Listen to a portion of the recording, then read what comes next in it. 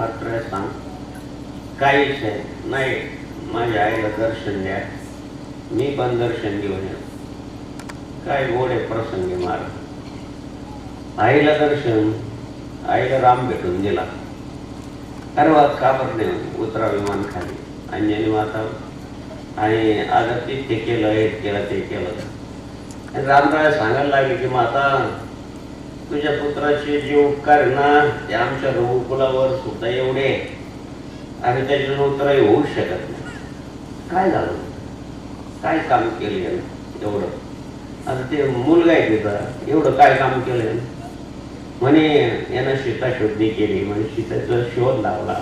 100 योजन समुद्र ओलांडून गेले, 100 योजन समुद्र, आणि सीतेचा शोध लावला.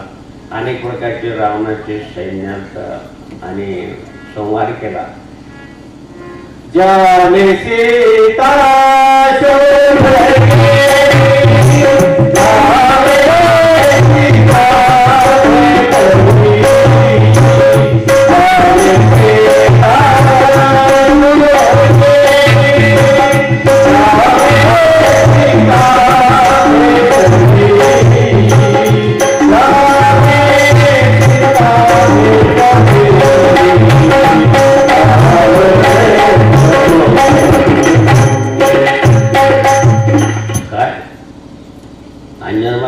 रावणाला कोणी मारलं? आई रावणाला माझ्याकडून मरण प्राप्त झालं. का बरं तुम्ही मारलं? माझ्या मुलामध्ये ताकद नव्हती. तुम्ही एका ठिकाणी बसून राहत असताना सर्व संहार करण्याची ताकद त्याच्यामध्ये आहे, मारुतरायामध्ये आहे. तुम्ही कशाला युद्ध केलं रामराय? याला काय सेवक म्हणतात? मारुतराय तुला समजत नाही?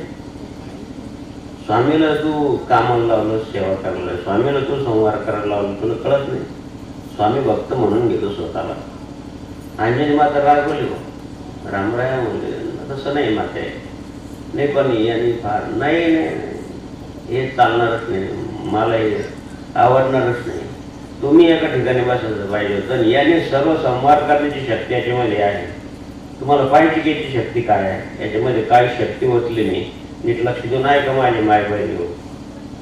अजूनही गेलं तुम्ही किष्किंधाला, तिथं मोठा पर्वत आहे, तिथं वानराचं राज्य होतं, सुग्रीवाचं राज्य होतं, बालीचं राज्य होतं. आणि त्या ठिकाणी सांगितलं की रामराया हा सामान्य नाही, हा रुद्र आहे, भगवान शंकराच्या कृपेने प्राप्त झाले, तुम्हाला काहीच करायची गरज नव्हती. मग कशाला दास्य म्हणून घेतो तू? आपली डोळी बाजूला केली आणि असं स्तन धरलं महाराज, आणि त्याच्यातून दुधाची धार असं दाबलं स्तन, दुधाची धार निघली. ते एका पर्वताला छिद्र पाडून पलीकडे गेली. अजूनही तो पर्वत आहे, जिथून छिद्र पाडलं त्या दुधाच्या धारेनं डोंगरावर छिद्र पाडून दिलं. हे दूध पिला तो रामराया. तुम्हाला काहीच करायची गरज नव्हती. एवढा सेवा भाव जर तुम्ही दास्य भक्ती म्हणता मारुतरायाची, तर हे दूध पिलाय. असं दूध पिलंय छत्रपती शिवाजी महाराजांनी किंवा महाराष्ट्र स्वतंत्र झाली. मी